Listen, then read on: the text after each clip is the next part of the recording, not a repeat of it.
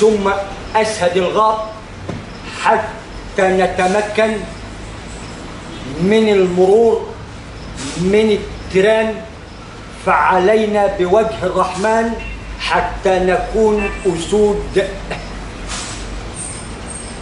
في البراء، وأسود برية وأسود غاب، إلى أن تكون غابة ننظر بها بشكل يسمى قسطاس مبين ومعلوم داخل الأهرامات، علوم 7000 عام القائمة على 7 أيام إلى أن تصل 1000 عام مدار النجم.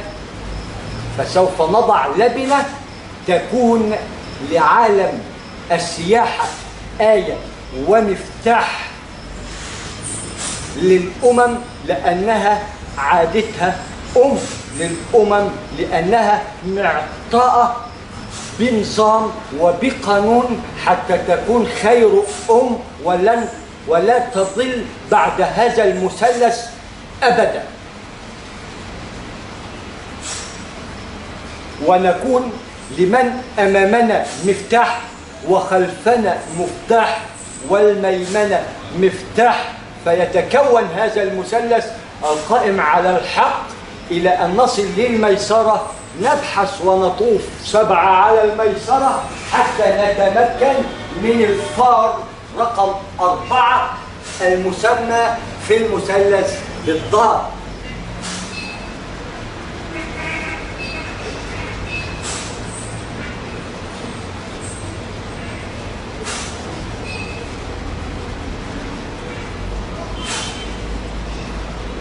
فرأينا لبنة تتشكل يقام عليها منظومة، وهذه اللبنة تسمى سور قائم على زوجين الركب زائد ذرة الماء زائد ذرة النار، ويقيم على البر والماء، بر وبحر سبحانه من ملكا حتى نعي الأزواج. ومن الماء خلقنا كل شيء حي، قال لنا العزيز الرحيم. فسوف نضع للمنظومة مقلاد يشكل نواة لصرح علمي متحضر قائم على علم الثابت لا يضل ولا يضل. المثلث هو المثلث،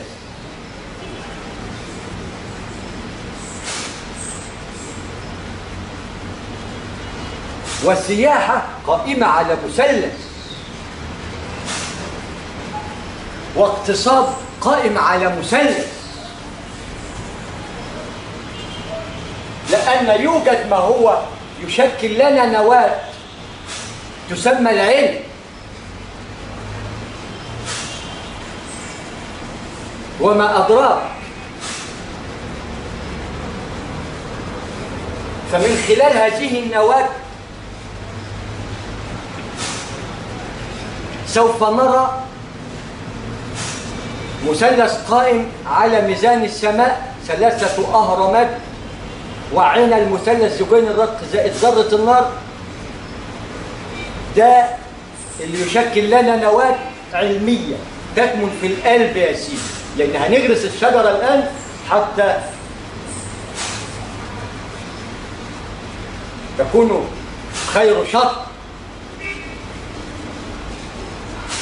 فشط المثلث لا ولم ولن يبور، لأنه خير شط بشكل قسطاس مبين ومعلوم يحاسب الله عليه كل من وجده في الكونين السابقين واللاحقين، أي القرون الأولى والآتية، ونحن نشكل لهما قسطاس مبين ومعلوم قائم على زوجين الأسماء حتى نعلم من هم أصحاب هذا العصر، حتى نعد الظهر والمغرب والعشاء والفجر.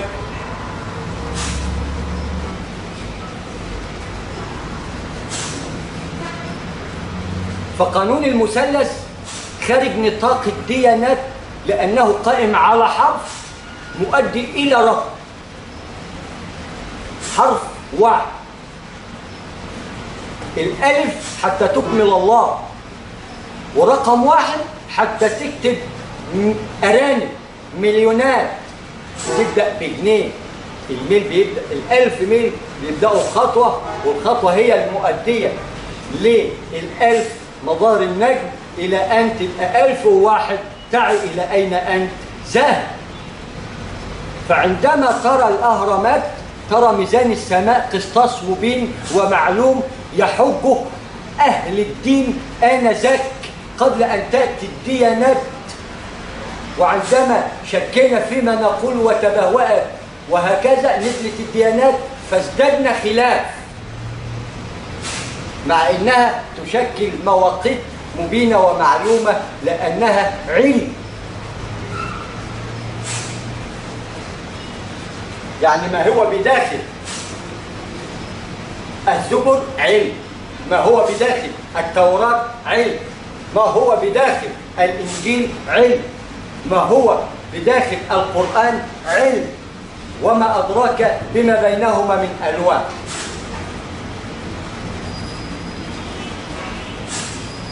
فهنا عند بداية التكوين نرى المثلث ميقات لزوجين الرق زائد ذرة النار، والدليل على ذلك إذا نظرنا للسماء نرى مقلاد السماء، وإذا نظرنا إلى العام نرى الشمس ليه بتدخل، لأن ده ميقات النجم القائم على 1000 عام، حتى نعي بعد التكوين أننا من فصيلة هذه الفصائل إلى أن نعي فصيلة الحمار اللي بيحمل الأصفار، وفصيلة الحمار أي الخامة المكونة من مكونات هذه الدواب وهذه الطيور، تبدأ من بعوضة إلى مثلث نواة الذرة، عودة مرة أخرى إلى مش هقول. فهنا بتجد أن المثلث تكون وعرفك أنك قائم على هذين الزوجين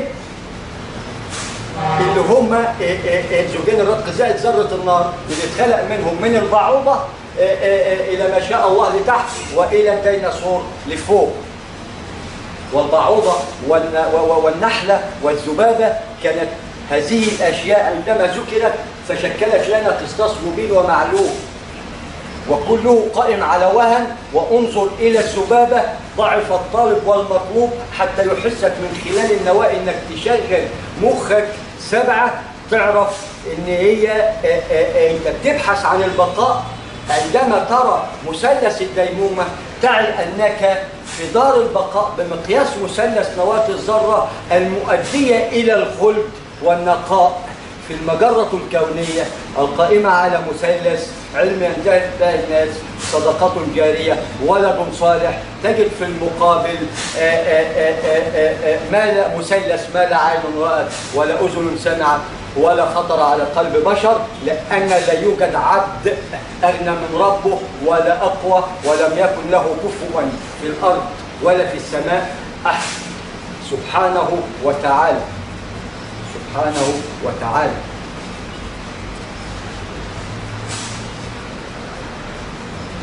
فسوف ننظر عن قرب للأهرامات ونتدبر لما وضعوها لنا قسطاس مبين ومعلوم من 7000 عام، حتى نعي أنهم مقلاد للنجوم القائمة على الفلك.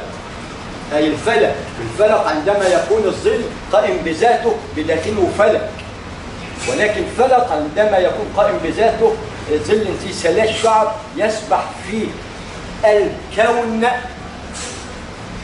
الممتلئ بمثلثات في نهاية الديك شكل رمانة كاملة مكملة لا يوجد فيها مثلث نواة الذرة خلاء كوني، وإلا انهارت المنظومة. سبحانه في ملكه ملك عظيم. ده المثلث من 7000 عام نتحدث. الديانات من 2012 و11 يوم و 1433 و11 يوم.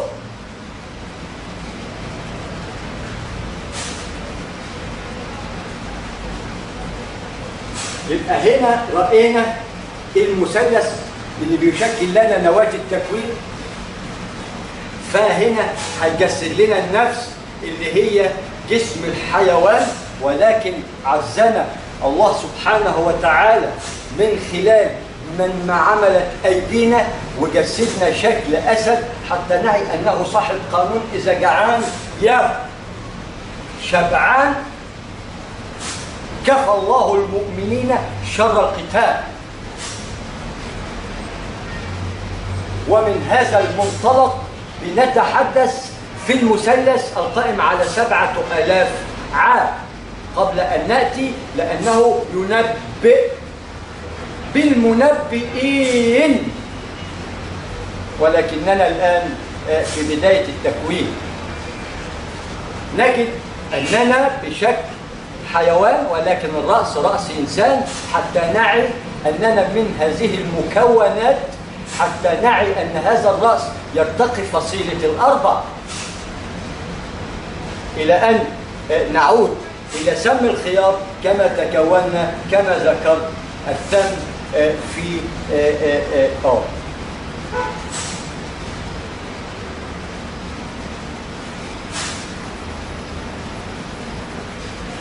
أنا بتكلم على قانون المثلث القائم على 7000 عام، لأنه بيشكل لي قسطاس مبين ومعلوم أرى فيه النشأة، وإن لم أعلمها بالقلب القائم على علم الحسابات الذرية والفلكية، يبقى أنظر إلى رجلي سبحان من سخر لنا هذا وما كنا له مقرنين وإنا إلى ربنا لمنقلبون. كما أتينا زوجين نسكن لواقح الرياح إلى أن نركب هذا السور وإلى ميقات مبين ومعلوم بمثلث 60-70 فوق ال70 ونفترق.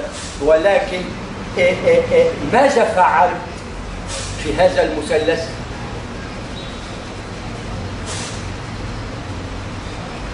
وماذا رأيت؟ فنحن نكون بمقياس ذرة مبينة ومعلومة لها قسطاس مبين ومعلوم، حتى تعي أنه يشكل لك ولمن قبلك ولآتون بقانون الآتين مقياس ومقلاب مبين.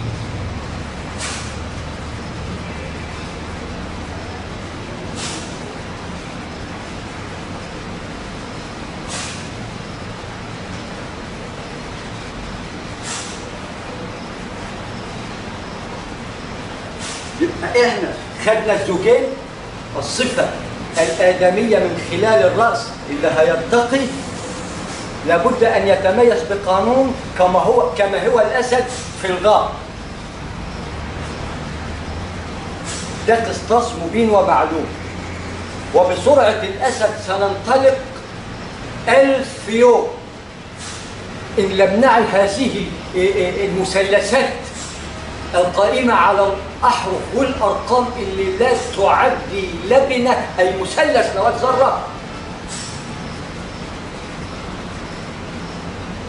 علمنا أن المثلث 3 زائد تكوين هذين الزوجين المادة اللي تكوننا منها مادة الحمار اللي هو لحم ودم، ومادة الذبابة لحم ودم، والبعوضة لحم ودم، وإلى ما هنالك وعد وشيل من كل الأزواج 2 لحم ودم. ونحن نتميز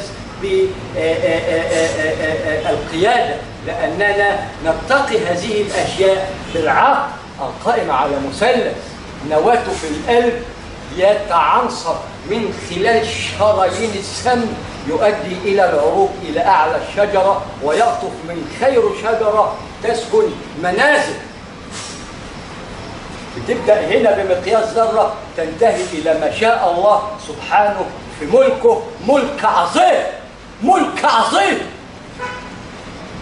ده قانون المثلث قبل أن تأتي الديانات.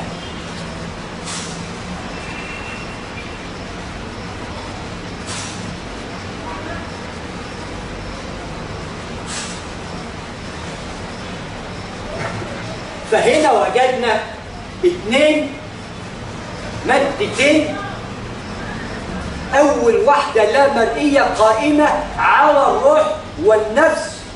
الروح لك الله الرحمن الرحيم، الله القائم على زوجين الرحمن والرحيم، يليها النفس المطمئنة اللوامة الخبيثة اللي هتدور في هذا الفلك المسمى بظل ذي 3 شعب، إلى أن تأتي النواة تغرس في القلب حتى تعي هذا من خلال ما بينهما، وهو يرتقي هنا بمقياس مثلث نواة الذرة إلى أن يصل لميقات الذرة عند التكوين، ارتقى إلى أن تعي معنى السماء السابعة حتى تعي إنه مش قلة أرقام.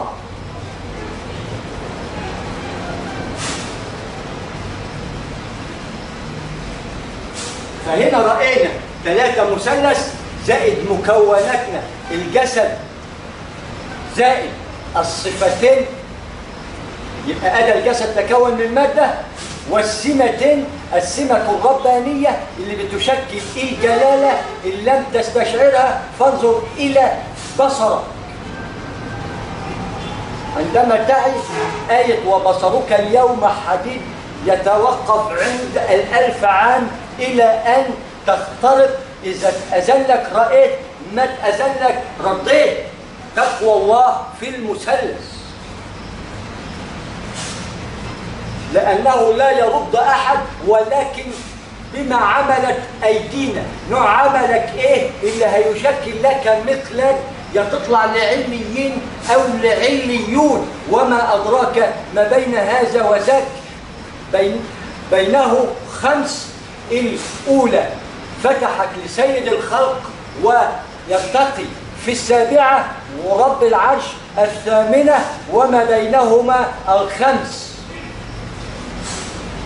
مثلث 5 مكونات النشأة، الماء، النار، الهواء، التراب، إلى أن يمر على 1000 عام يعود حديد يؤدي إلى تكتل يحرك الصفائح التكتونية المؤدية إلى الحركة الكونية.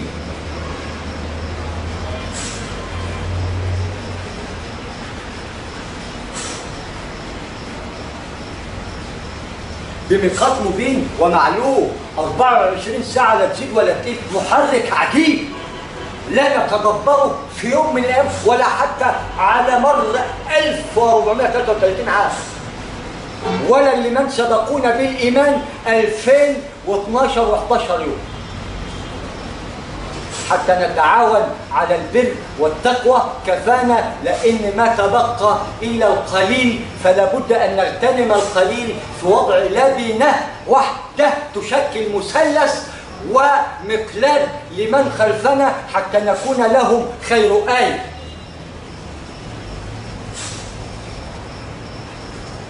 فهذا المقلاد شكل 3 زائد 2 الصفة الحيوانية والصفة الآدمية، وكرمنا الله سبحانه وتعالى، كرم بني آدم وحملناهم في البر والبحر ورزقناهم من الطيبات وفصلناهم وفضلناهم على كثير ممن خلقنا.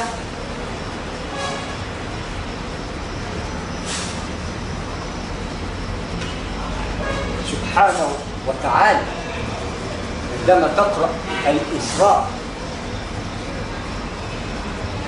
آية رقم 70 حتى تعي إن الرقم ده لا يستهان به.